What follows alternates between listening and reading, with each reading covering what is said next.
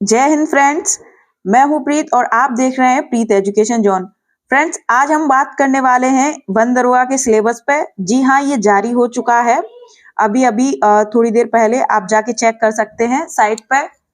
और जैसा कि हमने पहले आपको बताया हुआ था, सिलेबस जारी होने के पहले ही हमने बताया था कि 100 क्वेश्चंस हो सकते हैं एग्जाम में। 2 घंटे का पेपर होगा और हिंदी और जीएस पे अभी बहुत ज्यादा ध्यान नहीं देना है, सिर्फ वही फॉरेस्ट्री पर ही ध्यान देना, उसी को पढ़ना है।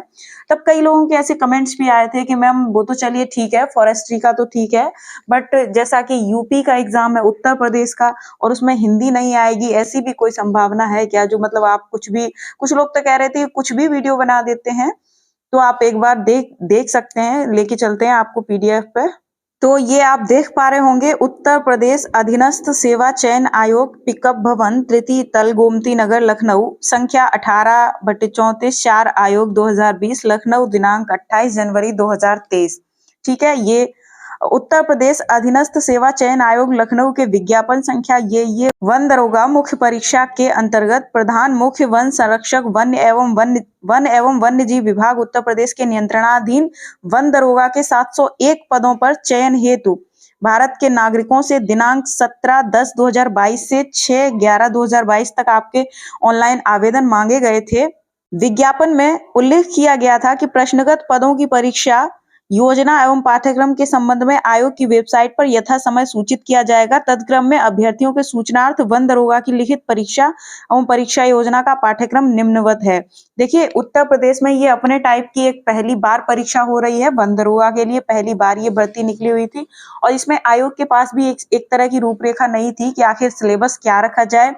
बहुत सारे मैंने खुद देखा इंटरनेट पे, भीड़ हो रखी थी इस चीज की कि ये पढ़िए हिंदी, मैथ्स, रीजनिंग, क्योंकि उत्तर प्रदेश का एग्जाम है और क्योंकि एसआई लेवल का एग्जाम है तो एसआई के पैटर्न पर ही सिलेबस को बताया जा रहा है। अच्छा, हमने आपको 8-10 दिन पहले ही इस बात से अवगत कराया था। अगर आपने वो वीडियो नहीं देखा है तो आप जाके देख सकते हैं। हाँ ठीक है, आप उसको प्रचार समझे, जो मर्जी समझे, समझ सकते हैं, प्रचार ही सही, लेकिन सूचना एकदम सटीक थी। आप उसको जाके देख सकते हैं। ठीक है, तो लिखित परीक्षा एक पाली की होगी, जिनमें कुल प्रश्नों की संख्या 100, समयावधि 2 घंटा की होगी, ऐसा बिल्कुल निश्चित तौर पर बताया हुआ था।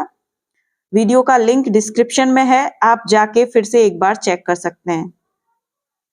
और साफ साफ ये कहा था कि इसमें हिंदी जीएस के चक्कर में अब नहीं पढ़ना है। तो कुछ लोगों ने कहा था कि उत्तर प्रदेश का एग्जाम है, हिंदी कैसे नहीं पढ़नी है आखिर? तो ये देखिए, बताया ही था पहले से कि सिर्फ और सिर्फ फॉरेस्ट्री पर ध्यान दीजिए बस। उपयुक्त परीक्षा की जो निगेटिव मार्किंग दिए जाने का प्रावधान है, सही प्रश्न का 25% यानी 1/4, एक गलत हो वो सॉरी 4 गलत हो जाने पर एक सही अंक चला जाएगा। और यहाँ पे देखिए, फॉरेस्ट्री का पूरा पूरा दे रखा है, आप इसको साफ साफ पढ़ सकते हैं मेरे ख्याल से।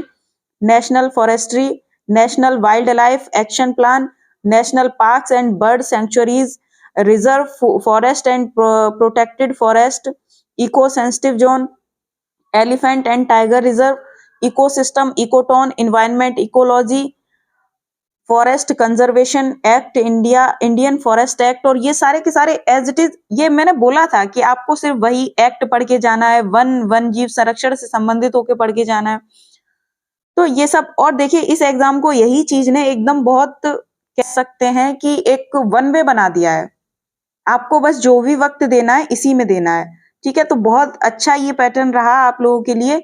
आप लोग जम के तैयारी कीजिए एकदम युद्ध स्तर पर, क्योंकि परीक्षा भी जल्दी ही करवाएंगे और सिर्फ एक ही सब्जेक्ट पे फोकस करना है, तो कोई टेंशन भी है नहीं।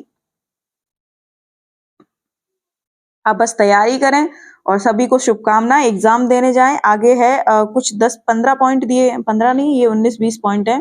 Carbon credit, soil and moisture conservation, afforestation and agroforestry, forest settlements, mutations of forest and land and revenue records, challenge and prevention of forest disasters, forest produce, forest certification, human wildlife conflicts, duties and rights of foresters। ठीक है, उसके बाद ये कुछ 26 point हैं, ठीक है, जिनको उन्होंने हिंदी में लिखा है, अंग्रेजी में भी लिखा है। मीन्स कितना आसान हो जाती है कोई परीक्षा जब आपको ये बता दिया जाए कि बस बेटा यही 26 बिंदु पे आप ध्यान दे लो, बस परीक्षा हो जाएगी। तो जब कोई एग्जाम वन वे बन जाए तो बहुत अच्छा है आपके लिए, आपके सिलेक्शन के लिए। और क्योंकि 701 पद हैं, ये बात प्लस ये बात कि 26 पॉइंट उन्होंने गिन के रख दिए हैं कि ये सिलेबस है, ये दोनों ही चीजें आप कह लो कि वन वे बना दिया एग्जाम को, या सिंपल बना दिया, या यूं कहिए कि जितने फॉर्म पड़े हैं एग्जाम अगर पर्सनली देखा जाए पर कैंडिडेट तो आसान हो गया, लेकिन रिलेटिवली थोड़ा सा डिफिकल्ट हो गया क्योंकि सभी लोगों को सिर्फ और सिर्फ एक ही सब्जेक्ट पर फोकस करना है। हालांकि इसमें उन लोगों को बहुत बेनिफिट मिलेगा जो पहले से इन्वायरमेंट पढ़ते आ रहे हैं, या फिर इन्वायरमेंट के स्टूडेंट हैं, या फिर साइंस एंड इन्वायरमेंट के स्टूडेंट हैं, क्योंकि देखिए वो पहले से पढ़ते आ रहे हैं, तो वो जब इन सब पे और फोकस करेंगे तो उनका बेहतर को वो और बेहतर बनाएंगे। ठीक है।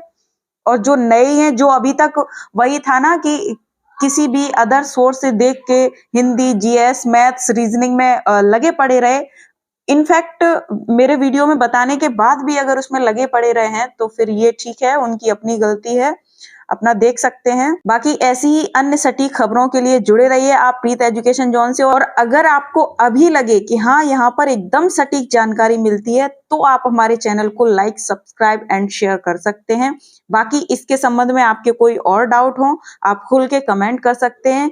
बाकी इस चैनल में आपको कोई कमियां लगती हैं आप खुल के वहां रख सकते हैं, बता सकते हैं, सुधार किया जाएगा, अपेक्षित सुधार किया जाएगा। बाकी तो सुधार तो भगवान को भी करने की जरूरत है क्योंकि वो भी गलत है बाकी दुनिया में बहुत से लोगों के अकॉर्डिंग। बहरहाल जो भी है जुड़े रहिए हमारे साथ, मिलते हैं किसी अगले सेशन में किसी अगली सटीक खबर के साथ।